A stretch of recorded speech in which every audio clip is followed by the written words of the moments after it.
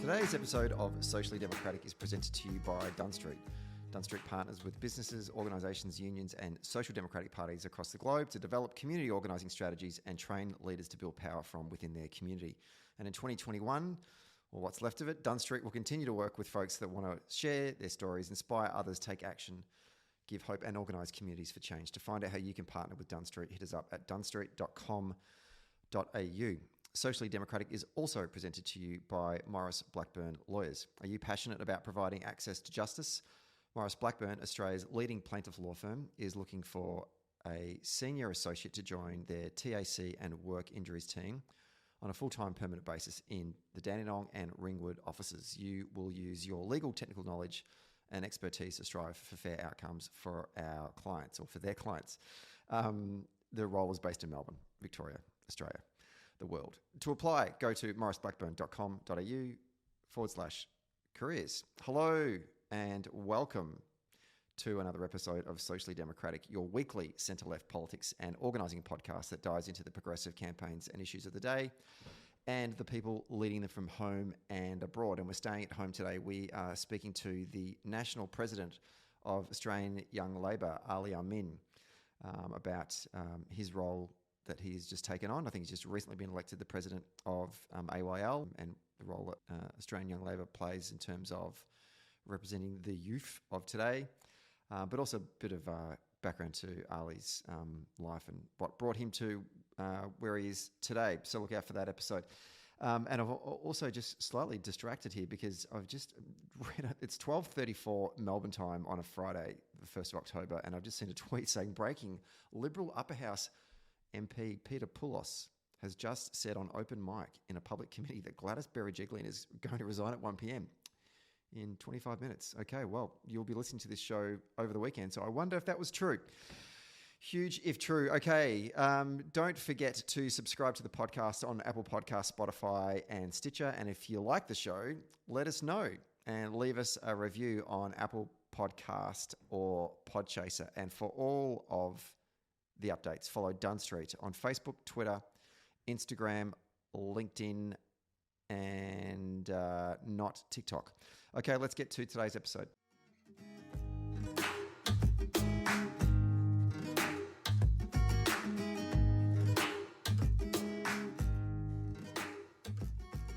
We are taping this one on a Friday morning in Melbourne lockdown. Man, it becomes harder to work out exactly what day it is when you're in lockdown. But joining me from the great state of South Australia, the city of Popeye, Adelaide, that's an inside joke, is the newly elected president of Australian Young Labor, which is the peak organisation for young members of the Australian Labor Party between the ages of 15 and 26. I'll have to double check that. And he's also an industrial officer with the South Australian branch of the SDA. Ali Amin, welcome to Socially Democratic. Thank you, Stephen, for having me on. It's a pleasure. I would like to say I want to live vicariously through you and the fact that you live in a state that is not in lockdown right now. But being a former resident of South Australia, I feel like I can do the odd SA gag, which I have been doing with a bunch of friends of mine who also were former SA Adelaide people that have now moved overseas. We've been remarking that Melbourne lockdown with the CBD bereft of people and traffic is basically like Adelaide on any given day. Look, not quite true. I was at the pub yesterday, not to brag, but it was pretty packed. I think people are enjoying the freedom that we are lucky to have, and hopefully we can all enjoy soon. Absolutely. I know. And as I say that, the joke really is on us right now because we are, yes, absolutely locked down and we are not enjoying time in the pub, which would be great to do. Okay, like you're the president of Australian Young Labor, and I want to ask you a whole bunch of questions about Young Labor, and I will do that later in the show. But before we do that, just tell me a bit about your background. How first of all, where'd you grow up, and then sort of how did you find yourself involved in Labor politics? But starting with, what's your background? Yeah, so I wasn't born in Australia. I was actually born in Baghdad in Iraq. There's obviously a lot of political turmoil and multiple wars prior to the 2003 Iraq War. So my family fled as refugees due to various reasons in 1998 to Turkey, where I grew up in a town called Konya, which is in central Turkey.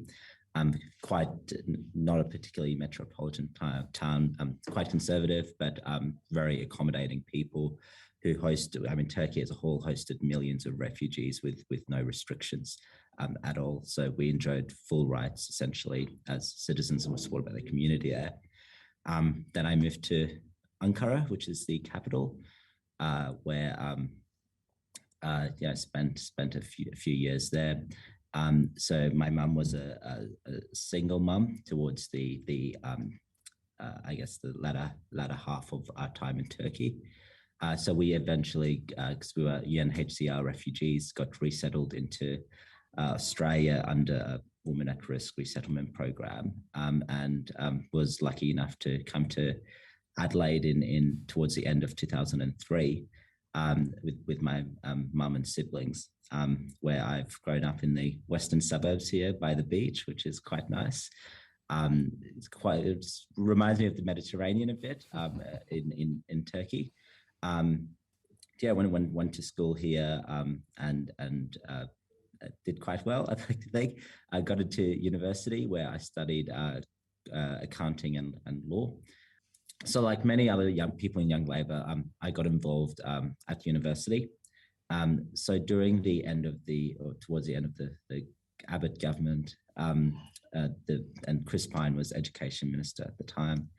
From memory, there was quite a big pitch from them to deregulate universities, which was not taken well by the sector, particularly students who are impacted by this the most.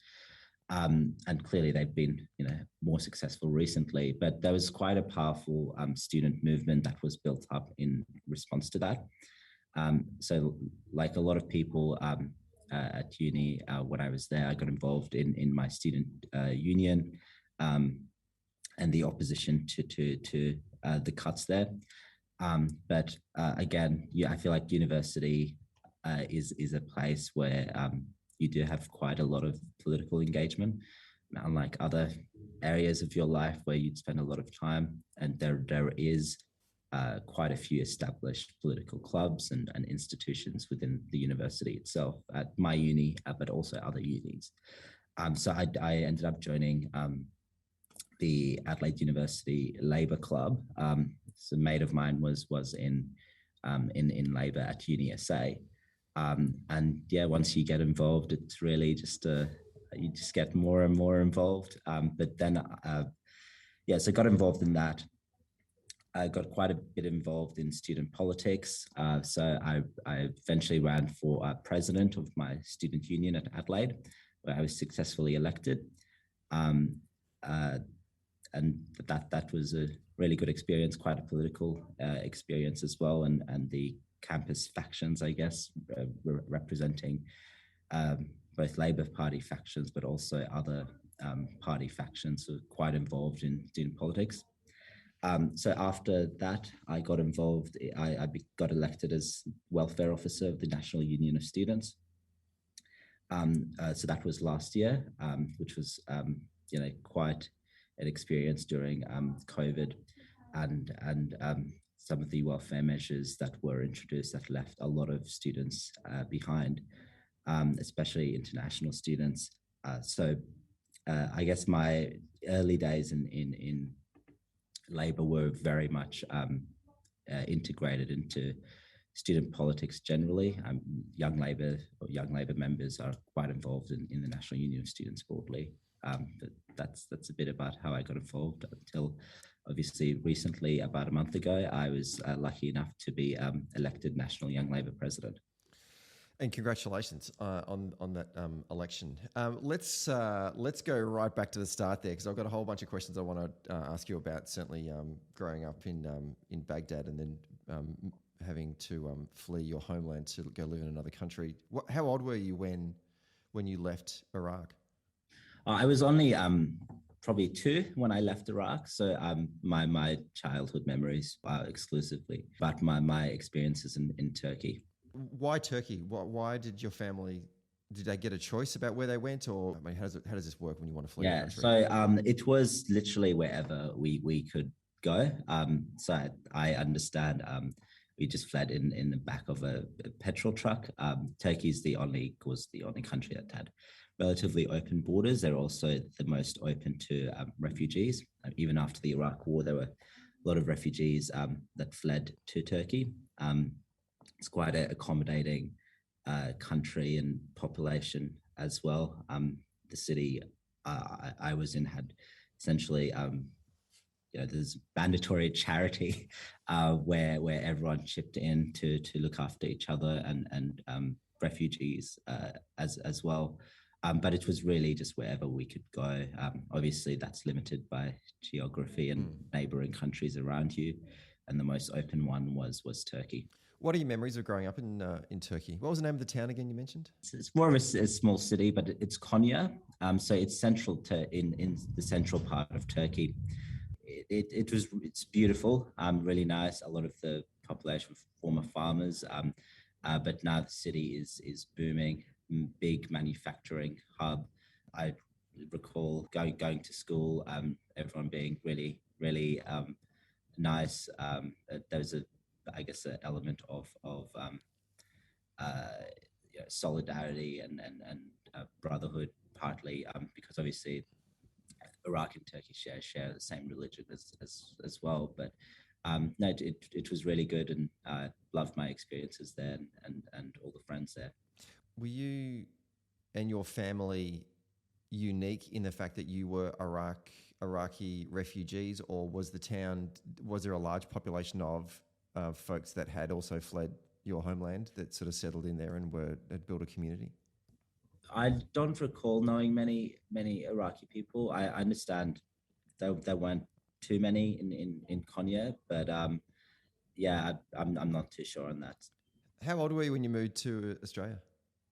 So I would have been 8. I had just turned 8 at the end of 2003. And so why did you folks want to move to Australia?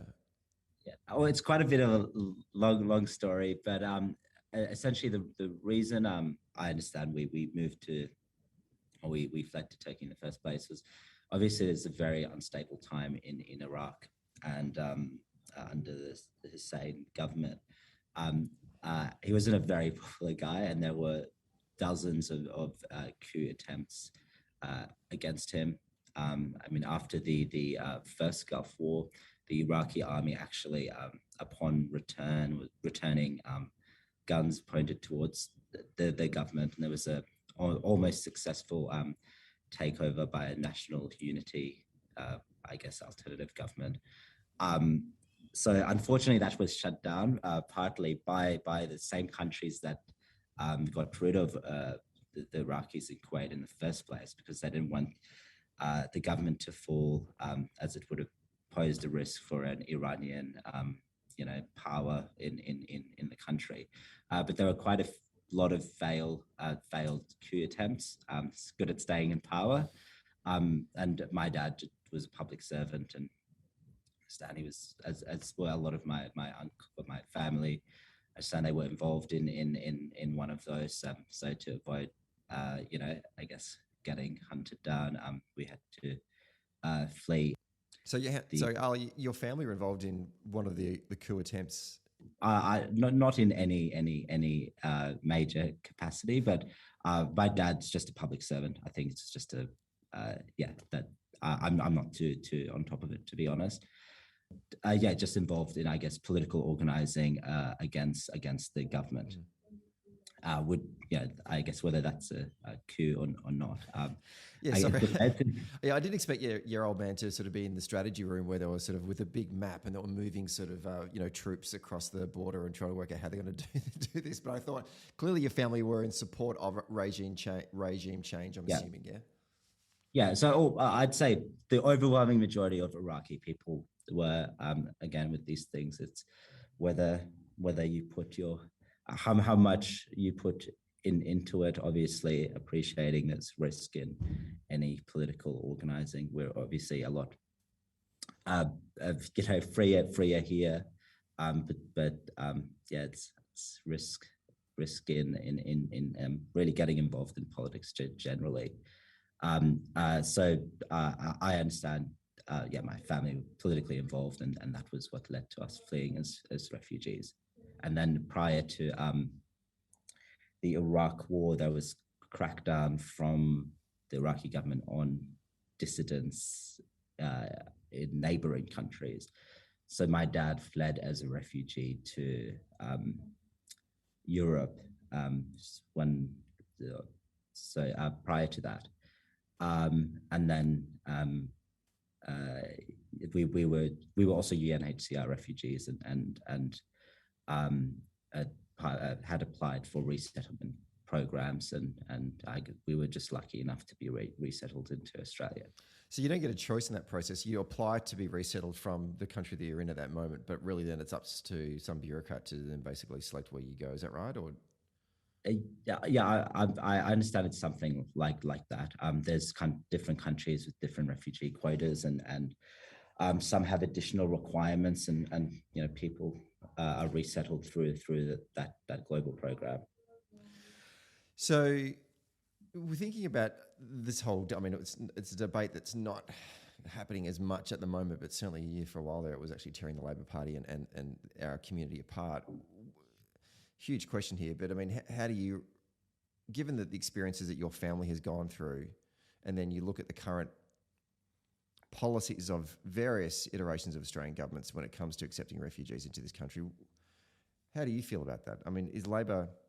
Yeah, I mean, that's a good question, and actually moved a policy motion on this at our State Young Labor recently, which was, it's a bit of a departure from federal Labor's policy. It's obviously quite a divisive issue within the party. In SA, not so much. There's a lot of members of parliament, including the leader of the state party, and members that have refugee backgrounds themselves, or their parents did. So Eastern European, Greek, Cypriot, all over the place, really. So I'd say the body politics is a bit different in SA on this, but yeah, I really disagree with federal Labor's de facto support essentially for mandatory detention, which was obviously introduced by a Labor government.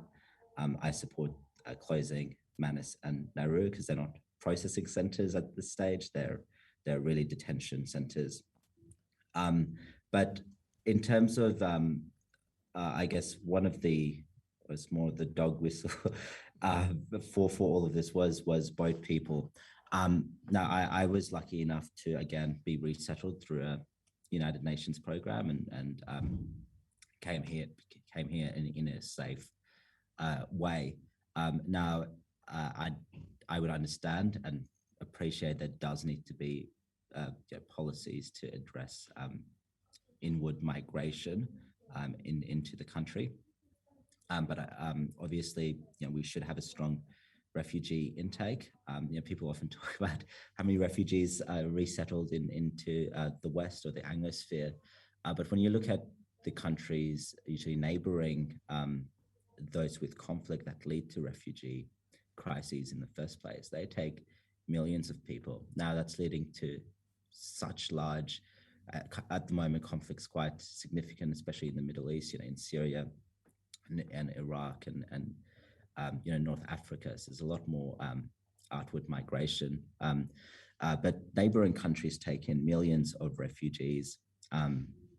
Usually it's almost always on a temporary basis, but they're still hosting a lot of people and supporting them throughout the time, whether it be in camps or in a more unrestricted manner. But I think we have capacity not just to take refugees into Australia, especially those that need it the most, but also support programs overseas. And look, I think there is a difference, quite a clear difference in the Liberal and Labor parties' policies on refugees. It's quite a divisive issue for the parties. They try to stay absolutely quiet on it. not make it an election issue. But I think the policy difference will be clear in a Labor government, and I think there's room to shift once you are in a position of power. You talked sort of in towards the end of your initial remarks about that sort of journey into political activism through student politics. And I'm just wondering, prior to that, whilst you were maybe in high school or even in primary school, what are the things that shaped your political values, or where was this less the political socialisation sort of? I think you said you had a mate that was at UniSA that was in the Labor Party. We've all got that mate. As an entry into political activism. But before that, when did you sort of work out that you were a social democrat, or when did you work out that you were a centre-left person, or those politics? How did they formulate? Yeah, it's funny. But yeah, my friendship group in high school was quite political. So I went to a public school in the western suburbs of Adelaide. And funnily enough, quite a few people from that school are now quite involved in politics. I guess once someone gets involved, others do as well. But like our former premier is also from Sir Jay Weather was from Henley High School, the school I attended. So was the local member of parliament, and the secretary of the SDA SA branch here. But there were, I guess, naturally in school, there's interaction with the political process. But I did have quite strong views, particularly on international politics in school. As common discussion point during lunch. I'd say my high school views, obviously no one's views are fully developed at that stage, but it's quite, I recall quite liking Ron Paul. Wow. So the US libertarian-esque person, but it was partly at the time, I think the Republican Party was quite an interesting place, and he was like a big US inwards looking movement of withdrawing from the rest of the world. And I think I viewed that as positive, particularly in conflict in the Middle East, which led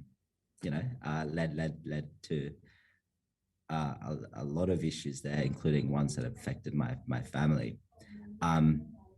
Some very bad decisions that were made, but that was often something we discussed. My friend who, funnily enough, got me involved in Labor, he was just starting out himself. We now also both work together at the SDA. I think it a lot of my views were formulating in high school is quite political. And at university, I guess that's the opportunity where you can get involved in politics broadly. Why did you choose Labor though? Because I mean, some of the issues and topics that you've mentioned there, international affairs and diplomacy and all that kind of stuff. I mean, some of those things can, I could easily see someone paving a way through a centre-right political activism as well. Why did you think that Labor was the home for you? Yeah, obviously I wouldn't hold me to my 15-year-old viewpoints, but my views change over time, as do a lot of people's, especially in that early stage. But when you got involved in Labor on the core issues, I think they represent working people. I was a student at the time. They certainly represented my interest then, especially in the context of a higher education deregulation campaign from the Libs.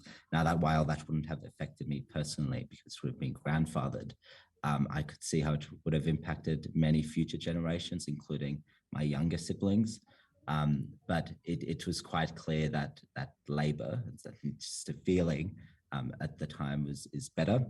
It represents working people and on the core issues that affect me and my family. So you're now the president of Australian Young Labor, and I'm very interested to, as a former activist within Young Labor, and I am going to apologise by just flagging to everyone right now that I'm going to say a whole lot of sentences that begin with "back in my day." And I do apologise for that. But I am interested in sort of thinking about my own lived experience of young labour and getting a sense about what it's like now. And what triggered my interest in getting you on the show today was an article that was written by Nick Dyrenfirth. And to be fair, I've not read the piece that he wrote in Toxin, but it was then sort of dropped into the Australian during the week, and some of the quotes were pulled from it. And the one that sort of stood out for me, it was a critical piece, I guess, about lack of diversity in the party, and sort of zeroed in on young Labor in particular.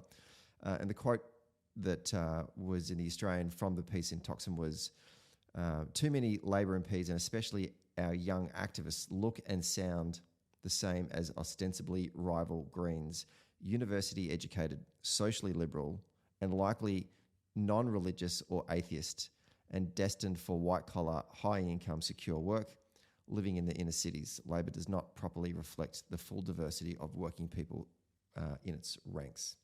Now, thinking about young Labor, is this an accurate assessment of the membership of young Labor?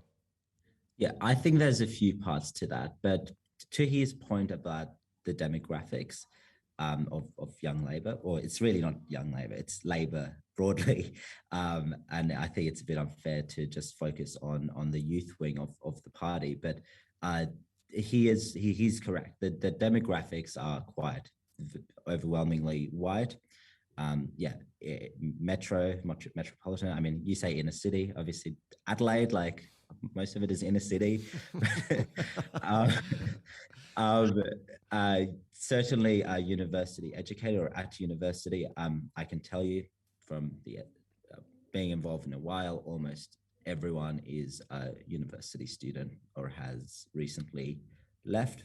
And there's a few reasons for that happy to get into. In a similar way, the Greens also pull from the same crowd, as do the Liberals, and all political parties, I would say, have a largely similar demographic composition.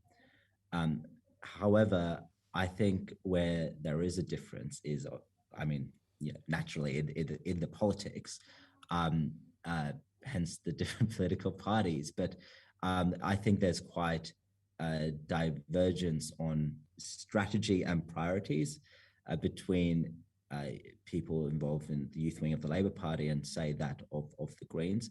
Now, while sharing quite similar demographics and being at university, I'd say the majority of viewpoints are the same. In fact, it's not like there's such radical political divergence in mainstream Australia anyway, but it's about the strategy and priority. But we do need more diversity, especially outside of universities. I think the reason we have so many uni students is because that is the only place to recruit. Now, if you look at civic participation across all forms of life, including in the political process, it's decreased massively. Union membership has decreased massively. Engagement with society broadly has decreased. And the opportunities for that political participation and engagement just aren't there in most aspects of people's lives. Historically, a lot of people, working people, got involved through their trade union. And obviously a lot of trade unions are affiliated to the party. Memberships, theirs decrease, and political, the nature of the political activism of a lot of unions has changed quite dramatically as well. But I think it's good that we're bringing new members in, regardless of where they're from. And if you look at the party broadly, its membership has decreased quite significantly in real terms. And the reality is Young Labor is one of the only branches, I guess, bringing new members in on quite a significant basis anyway. And it's because universities sort of represent one of those last areas of a lot of civic engagement. It's, say my campus, it's a single campus. There's lots of people there. There's lots of activities. There's clubs and societies and sports and facilities. And, students have quite a bit of time, but it really fosters an environment of and that's what universities are meant to do, of that broader thinking and engagement. And because there's those political institutions, there's university clubs or whatever they may be, it's that opportunity to get involved that's always there, and quite easy to get involved in. If you're say a apprentice, 18-year-old, you'll be working obviously full time. You'll have a lot of other commitments in your general day-to-day life. You don't have the time to get involved, but you also don't have the opportunity. So I think that's part of the reason that's led, well, a large part of the reason that's led to, I guess, the most of our members coming through the university sector, or the universities broadly. But we do need diversity, and I have a few thoughts on that as well. Not just in broader diversity in people from multicultural backgrounds and non-English speaking households, that reflects the true multicultural nature of Australia, but also obviously people from working backgrounds that the party exists to represent. I'd like to get your opinions on that in just a moment, but before we do that, one thing that I did think about was when I read the piece in the Australian, was I sort of reflected on my time in Young Labor back in the 1820s, and it was definitely heavily male dominated and heavily white male dominated in terms of the activists. Although, having said that, I will say this, that when I first joined Young Labor, I was recruited by a very strong cohort of women leaders. The subgroup that I was in had a very, very strong women leadership group. In fact, it was mostly women that ran our faction. So that my initial experience wasn't necessarily just white men. But by and large, that is the case across Young Labor in my time involved. But when I was a party official and I had the pleasure of going and addressing student Labor student groups and Young Labor of all the different internal factional colours and persuasions, one thing that did strike me going into those rooms was I found the room to be quite diverse, both certainly on a gender balance. I think it was reasonably 50-50, but also in terms of diversity from people of colour and multicultural backgrounds. And normally after, you do your, Stephen gets up there and does his shit speech, you normally have a couple of drinks afterwards, and talking to some of those young students and asking them, where are you from and what do you do? And a lot of them were from the outer east, this is in Melbourne obviously, this is the outer eastern suburbs and outer western suburbs of Melbourne. They were raised in working class families, and they're obviously now at university because that's what their parents want them to do. They want them to get a good education. No much different to my upbringing, really. Maybe is that just a Melbourne thing? Because I actually kind of thought that it was reasonably diverse. Well, certainly a hell of a lot more diverse than it was for me in the 1990s. Yeah, I agree. I think not only are we more diverse than we were historically, but certainly more than the party broadly. If we want to talk about diversity, I think if you look at the current makeup of the parliamentary party or party positions generally, and then look at Young Labor, I mean, I'm here, but we are a lot more diverse. And in Victoria, power to the Victorian branch there, that they have done a very good job at recruiting from a lot of diverse backgrounds. And I've met a lot of those people myself through my student politic days. A lot of international students get involved in Young Labor, which is awesome. So non-citizens, but international students are essentially it's a migration scheme for skilled workers, and a lot of them do end up staying here and having been involved in politics at that early stage. They hopefully get involved for quite a while. But I do think we have diversity. I think there's still room for improvement, particularly on I guess, I mean, I can tell you in quite a bit of the composition is, well, I mean, the composition is disproportionately private school, upper middle class, upper class backgrounds.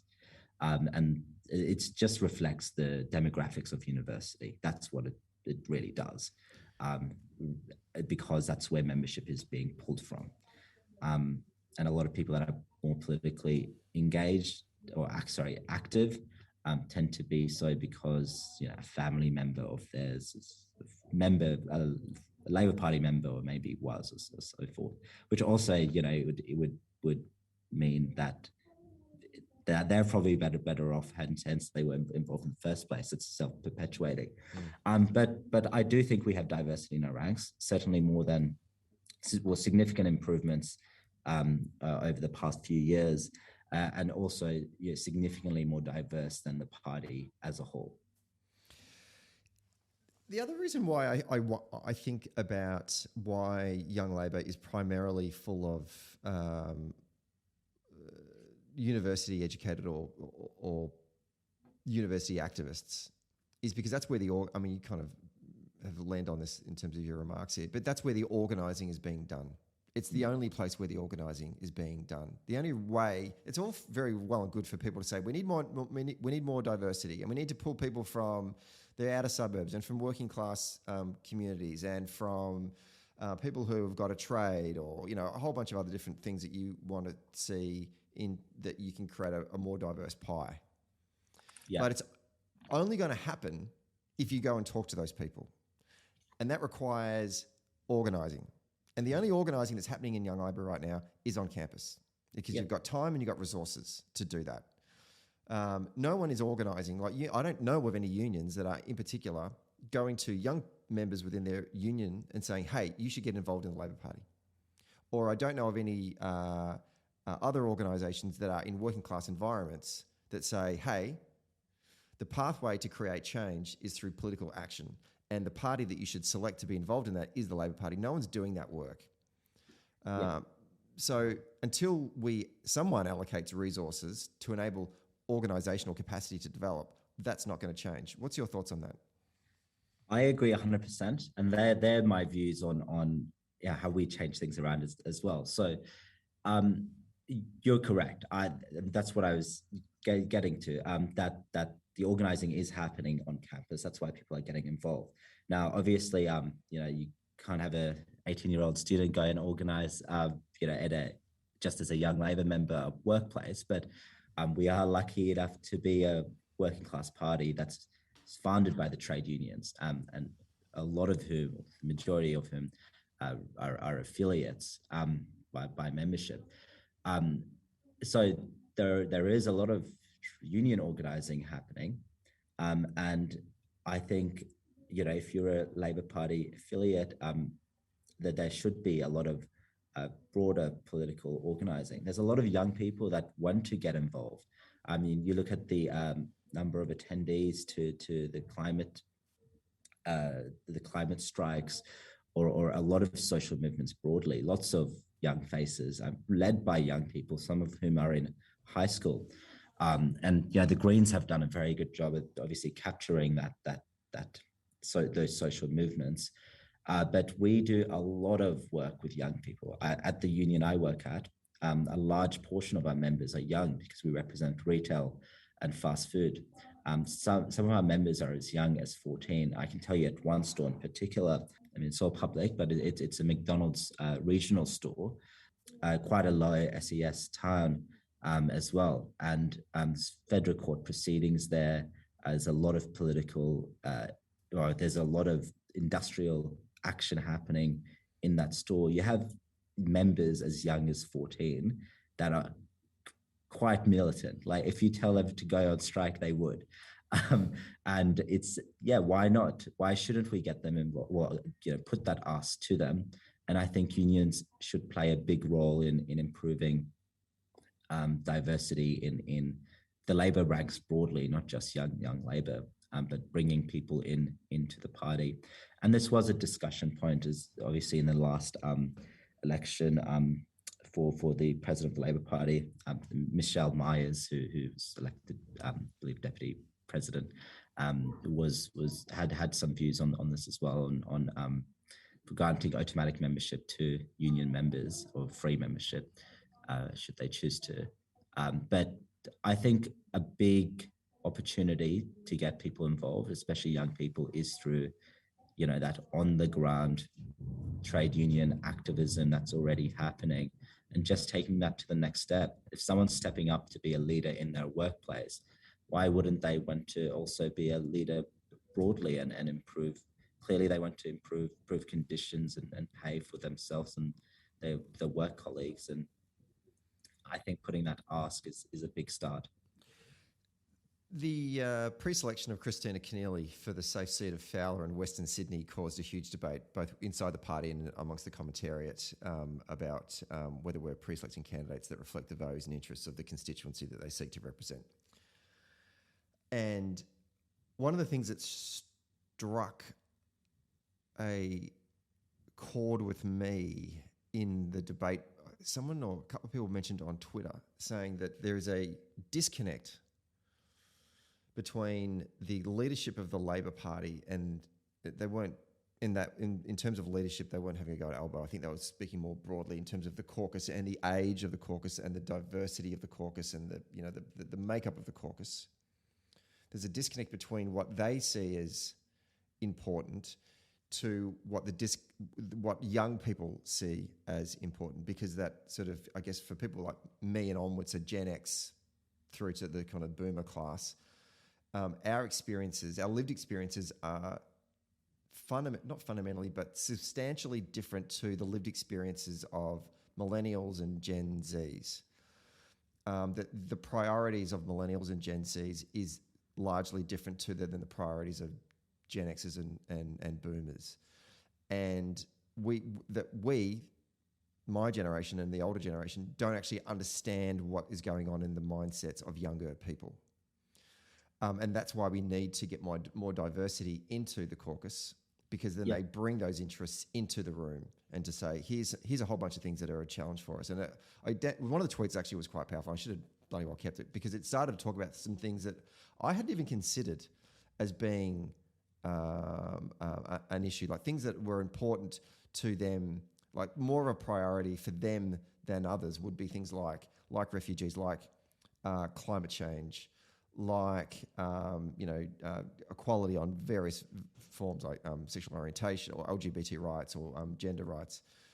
And then listed a whole bunch of others as well. Ones I'm obviously aware of, but it was saying that these are the things that lead us. These are the things that define who we are. Whereas I guess when I first got involved in politics, the things that defined me was like workers' rights and and Australia becoming a republic and Indigenous rights and those kind of things. So I just want to get your thoughts on, given the big debate we've just had about Fowler, and this, do you think there is a disconnect that exists in terms of interests and values between younger people within the party or in the broader movement or in the community and that of the my generation and older?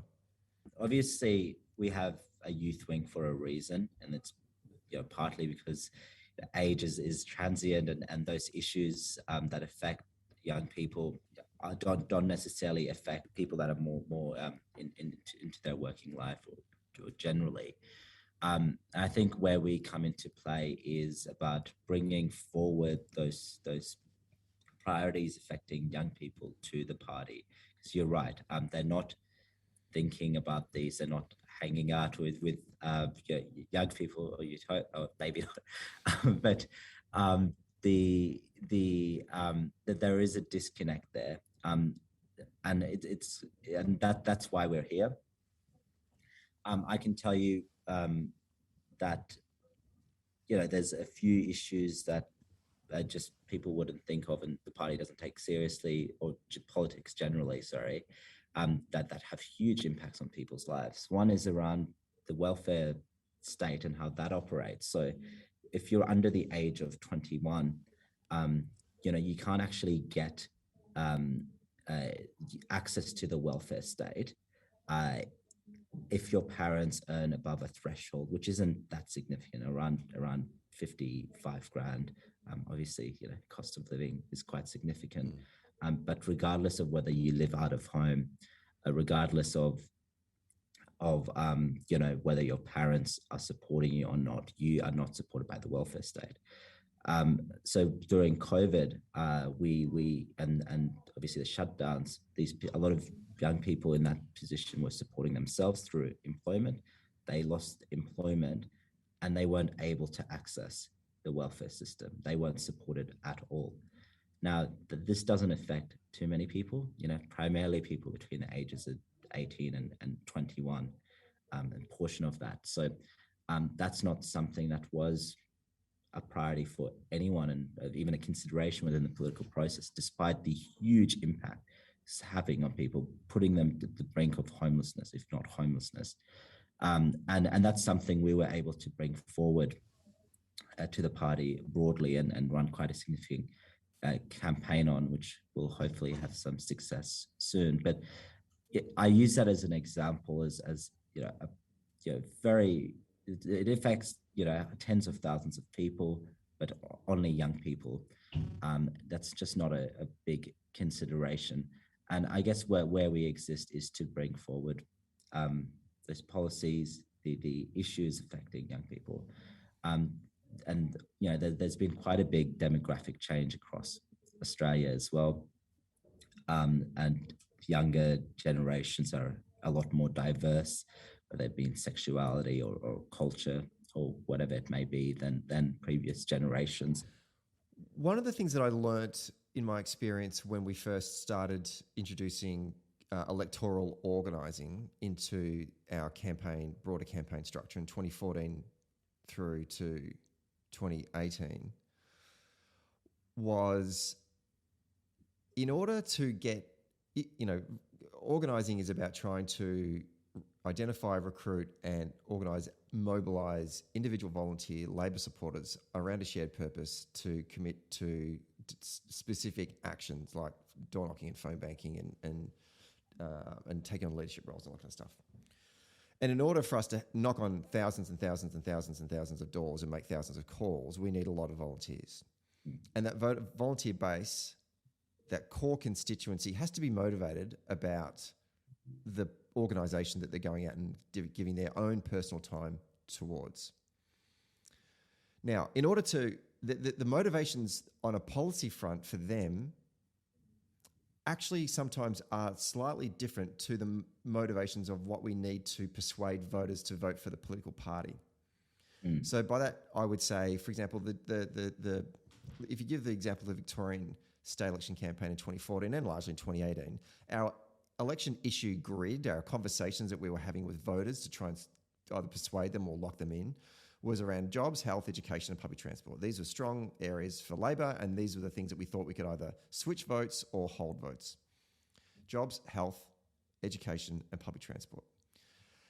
However, the things that motivate our volunteer base to come out and knock on doors were not necessarily jobs, health, education and public transport. They were, but there were also things like equality, LGBT rights, climate change, refugees, and a whole bunch of other things, self-determination for Aboriginal Victorians. So what we wanted to talk to them about and say, hey, you should come out and volunteer because all of these things are at stake, are the things that motivated them. So it's critically important, I think, from a political campaign standpoint, that you're able to meet the expectations of your base in order for them to come out and knock on doors and make calls. One of the biggest groups is young people. The two largest cohorts of the Community Action Network are people between the ages of 18 and 26, and then retirees. And there's still a lot of people involved in the middle, but the two biggest groups are those two groups. Yeah. I noticed in 2016, and this is not a criticism of Bill Shorten in particular, but it was difficult to motivate. We still got heaps of people out, but it was difficult to motivate people to come out because the expectations of federal Labor didn't meet the policies or the positions of federal Labor didn't meet the expectations of young people in order for them to come out and knock on doors. How critical is it for Labor in a campaign context to meet those expectations of young people on issues like climate change, refugees, equality, housing, welfare? Yeah.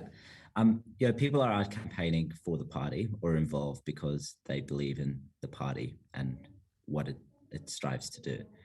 Obviously, we're a party of government, and there's a lot of divergence. I mean, for people, it's about priorities, I think, and strategy. the I think a lot of people understand that there's a lot of views that they may have that aren't able to be implemented, or at least in the short term, or changes that need to happen in society broadly. Now, I think why people are involved and campaigning, you're right, is one is because they believe in, I hope if you're in the Labour Party in being in government, and that's a big difference as well with people in the Greens, some of whom have told me that they actually, including senior people in their youth wing, that they don't have no intent, they don't want the Greens in government. That's not why they're involved. Now, I think a lot of our members appreciate the importance of that and what it will mean. It's quite a significant thing that we're trying to do. And what we want to do is speak to people about the issues relevant to them. Whether that be an intersection at fixing an intersection or complaints about the councils. Obviously you appreciate what people are saying and their views, and a lot of it does relate to Labor broadly. We obviously support better public services and maintenance, but there's a lot of personal motivators for people. There's a lot of policies that they may support or believe in that the party's not actively putting forward or not putting forward at all. But I think people appreciate it's just the nature of politics. And the party does support, all of those things. The party supports action on climate change. It supports LGBT rights. It supports addressing the issues that affect young people. And when you look at who's currently in government, it's the Liberals, and they're certainly not taking action on this. And people understand that, if they want a serious party of government that does make practical, real improvements for people, it's through getting Labor elected. Last question, because I know you got to run. And I know you've only just started in the role of Australian Young Labor President, so this is not a criticism directed at you by any stretch of the imagination, but maybe an observation that I noticed, that something that the organisation may want to address. I was on the various social platforms for the official accounts for Australian Young Labor. The Facebook account for Australian Young Labor has about 9,000 followers. The last post was done in early August. Twitter has about 3,000 followers, and the last post was done in late September. Instagram has 2,000 followers, or 2,500. Last post was in May. You have no TikTok account. Yep. Given that younger folks have grown up in the age of social media platforms and communicate largely spend most of their time on the phones, and I know I'm now definitely doing the back in my day kind of thing here, but it's your go-to channel for communication. I just found it interesting that the Australian Young Labor's presence on those platforms is, one, very small, and two, not very active. I mean, Dan Andrews on TikTok, for God's sake. What is this not a priority for Young Labor, or what's the story here? So, correct observation. We're not very active on social media. Now, a few things there. One is, what is National Young Labor? It's really just the national voice of the various Young Labor branches. Now, most engagement with young people, with youth members, is through their respective state branches, and there's party branches, but also youth branches. And then going further to that, then there's a lot of social media accounts and engagement with the more localized, whether it be New South Wales around, LGAs, or here at universities. So there's a lot of social media activity broadly, universities, across state parties and so forth. Now, the way I view my role is I don't support the idea that I'm essentially a communications officer. I'm here to put forward policy and views to the party, and I'm serious about that. Now, I don't expect to be